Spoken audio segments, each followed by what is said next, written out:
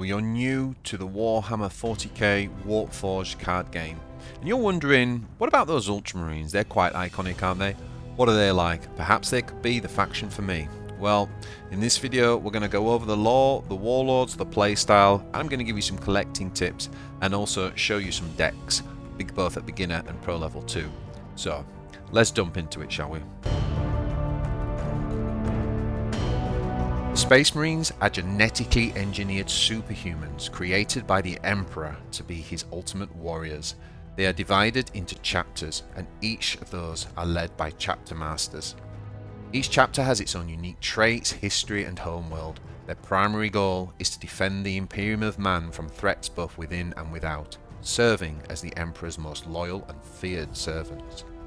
The most iconic Space Marine chapter, known for their unwavering loyalty to the Emperor and their adherence to the Codex Astartes, found by Robert Gilman, the Primarch of Ultramar.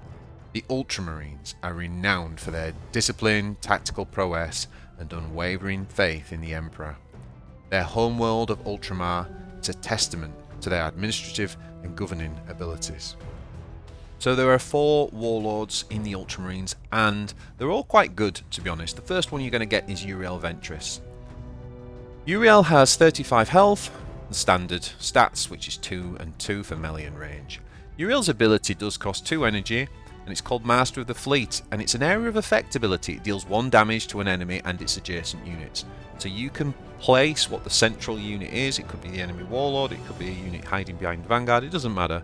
Wherever you select, it will deal 1 damage to that unit and its adjacent units. Now, as you unlock your wildcards and start to collect things through boosters, you may unlock Tharo Tigerius, who is an epic. And Tigerius is quite a cool card. He is the Psyker Warlord. And what he basically does is give you a choice of 3 spells every turn. The stats are the same as Uriel, and for 2 energy, he can basically choose the Briar's Gaze, which basically draws a stratagem. So, in other words, for 2 energy, you can draw a card and know it will always be a stratagem. Remember, stratagems are what in other games they call spells or actions. In this game, it's stratagems. So that's pretty cool. We can always draw, and therefore we don't run out of steam. Now, you can spend an additional 2, so that would be 4 in total, and that would give a shield. Now, that one's actually called the Might of Heroes, and that allows you to put a shield on a friendly unit. So if you've got a big unit, put the shield on it, trades into their big unit, your unit's absolutely fine. And last but not least, for an additional 1 energy, you can get Smite, which says deal 1 to 3 damage. So the good thing about Tigerius and his hero power is that he can cost him 2, 3 or 4 energy, and depending on kind of what you need, that's really good. But also, because Codex ability, as we'll discuss, can only be triggered when you've spent all of your energy. So having the ability to control how much you spend is quite tactical within itself. Next up, we've got Marneus Calgar. He's the big legendary of the faction. I've always liked playing Calgar because his stats are very, very beefy, and his ability is quite straightforward. Not too extravagant, but very, very effective. Master Tactician, 2 energy, draw a card. So that can draw troops or stratagems, it doesn't matter, it just draws through your deck. So with Calgar, you're never really going to run out of resources. Now we also have the Chaplain Lotharius. And Chaplain Lotharius is fairly new to the game, and his ability says strike, heal 1 to adjacent units. And his talent is Exhaustion of Rage, which costs 2 energy, and it says give +1 to your troops, but if you don't control any troops, draw a troop. So this is quite cool, right? Because it means if you've got troops, you can boost them, but if you don't, you can draw resources, so it's quite flexible. He is also healing potentially healing the adjacent units just by attacking. It'll always trigger strike because you won't die as the Warlord, so strike's quite good in a Warlord. So overall, Lotharius is quite a flexible Warlord, and pretty good. Now, I said there's 4 Warlords. There's actually a 5th one that's just very, very recently come out. I don't yet own it, which is Lieutenant Titus. It's only been out a couple of weeks at the time of recording this. Titus is also another very flexible Warlord. This is something that's quite synonymous with the Ultramarine Warlords. Talent, Exemplary Warrior. Now this says, for 2 energy, your Warlord heals 1. Okay, great, we're healing. And you then get to choose an effect. Okay, what can you choose? First one you can choose is Righteous Fury, which gives the Warlord a buff to his melee attack and also armor this turn.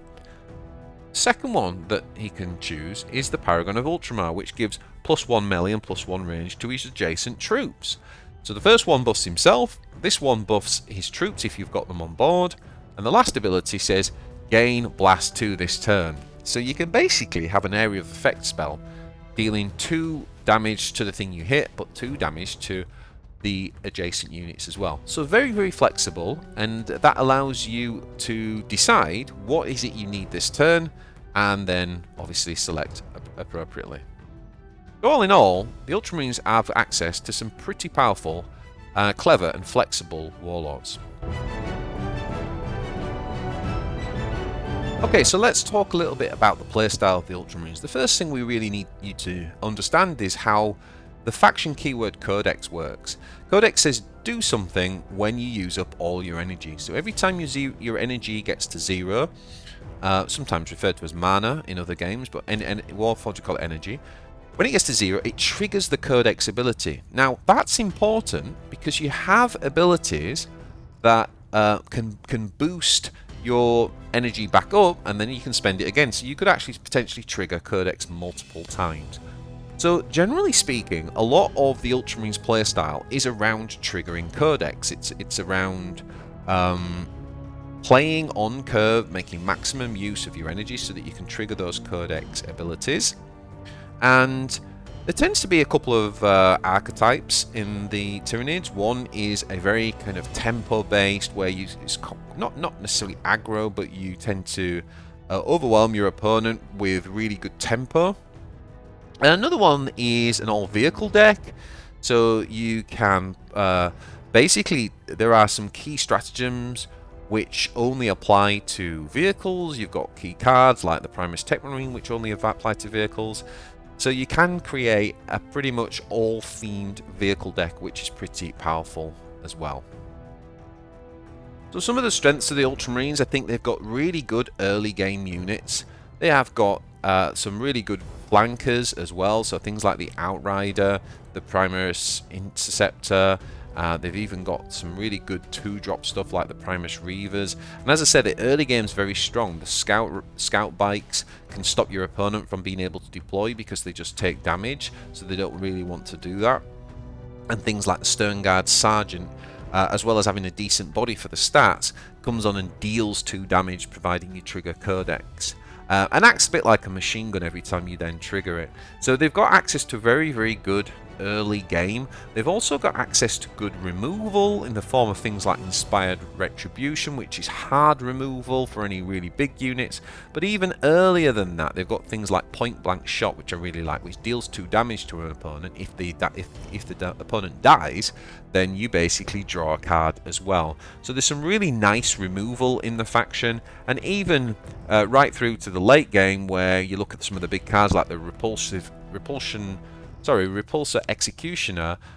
When this thing comes onto the board, it deals 8 damage, which is essentially like another hard removal too. So good access to hard removal, and good, really, really good flankers as well.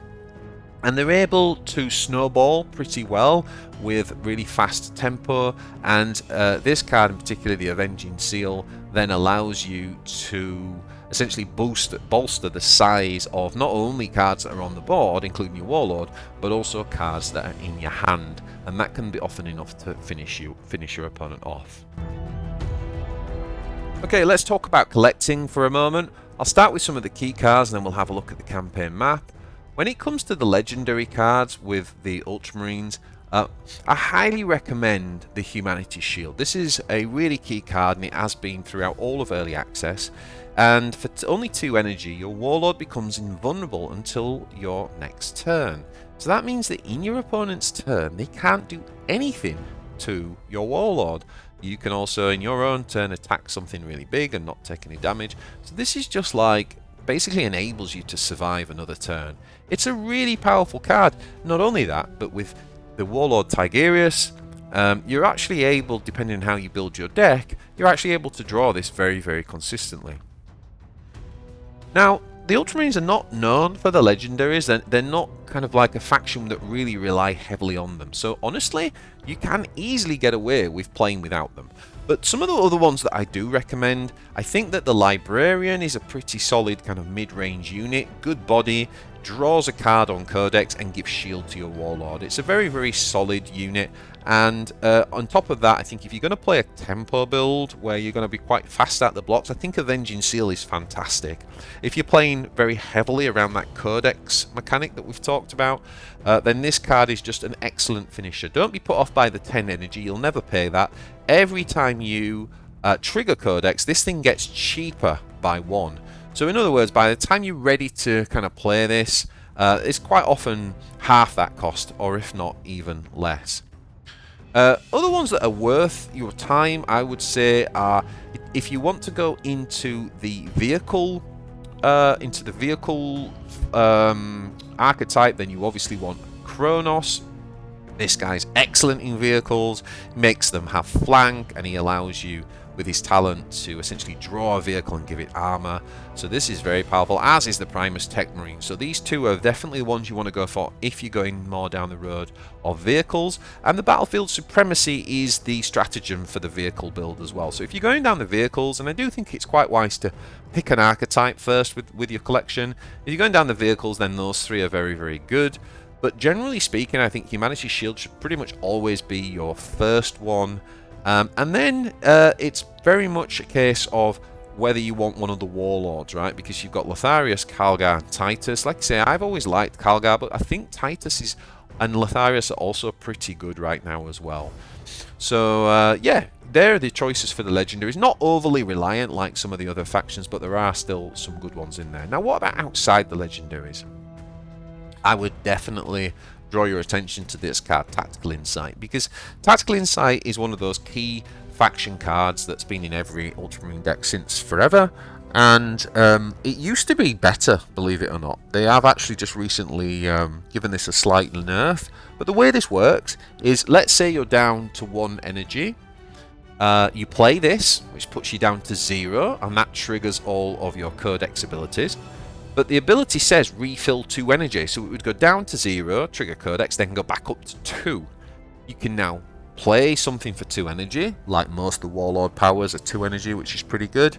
And that will then put you obviously back down to 0 again, which basically means you've triggered Codex twice for every unit on the board with Codex in 1 turn. That is often a very powerful and can maneuver and can turn the tide of any battle.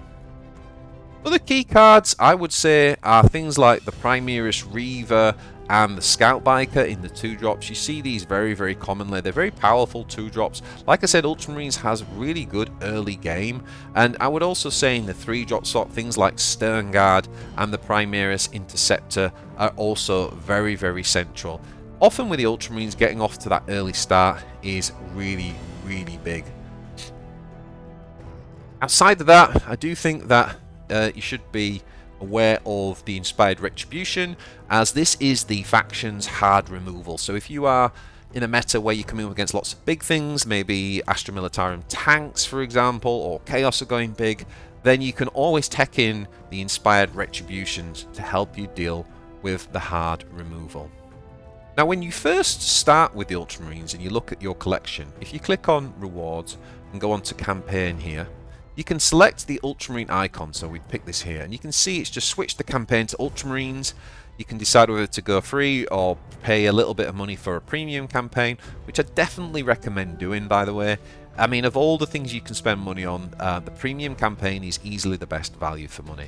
But either way, what will happen is, as you complete your daily missions, you will unlock a certain amount of campaign points. You can see the little Ultramarine symbol now next to those. That says I'll get 300 Ultramarine campaign points if I complete this mission.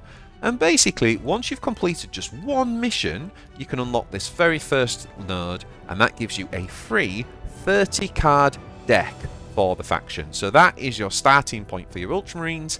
And obviously, as you play dailies, you will accumulate more and collect missions. You will accumulate more points for the campaign, which you can spend on these nodes, which unlocks decks and cards and materials and card backs and all that good stuff. Now, the ones with the spikes coming out of these nodes have an additional reward for those who have a premium campaign. So if you've got the free-to-play one, you'll get the one on the left. If you've got the premium one, you'll get both of them. So you're getting really, really good value. Now, when you get towards the end, I recommend basically making your way to the end as fast as you can. So pick a lane, like across the top, for example. Don't worry about all the bottom ones. You can come back for them.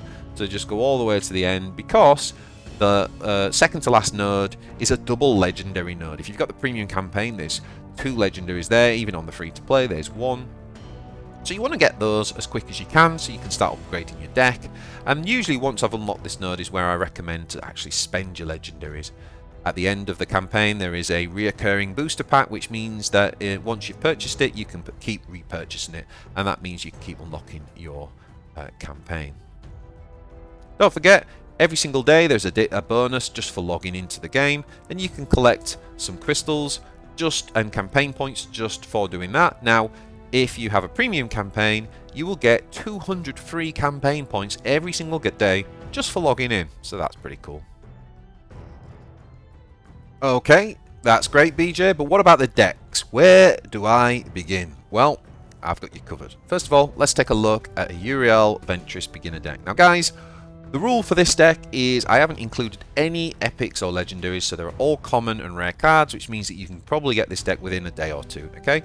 And ultimately, this is still a pretty good deck. I've based it around the playstyle. It's got lots of codex in there, lots of good early games, some removal.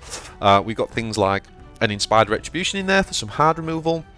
But we've got a really nice curve, meaning you should have some proactive units on every single turn that you can basically play out and keep good control of the board. You've got some nice flankers like the Interceptor Sergeant should you fall behind, or the Primaris Interceptor, so there they sort of come from behind mechanics along with the point blank shots.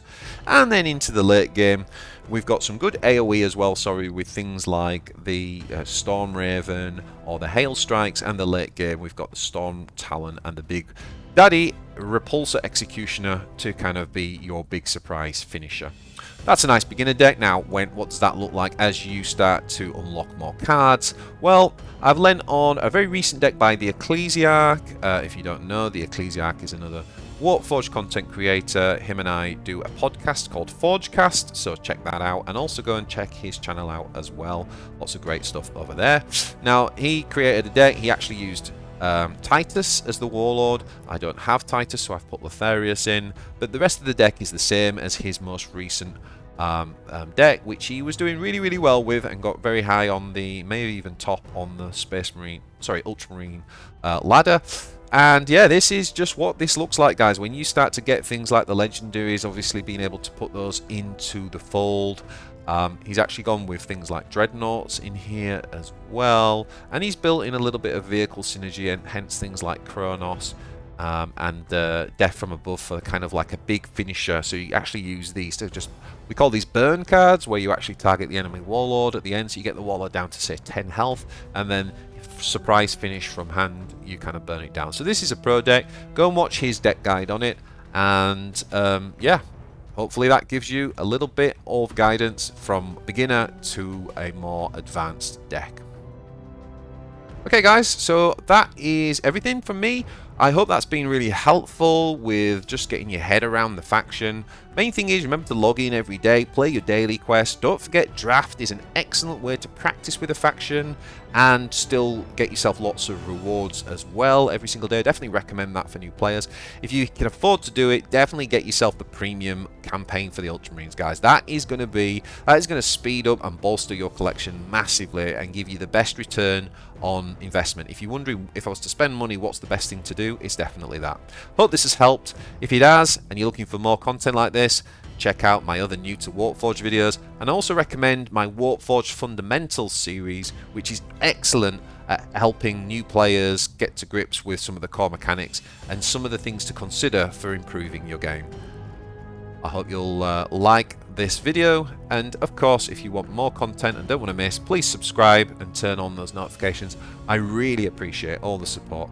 Until the next time, guys, I wish you all the best with your Ultramarine collection. I'm out.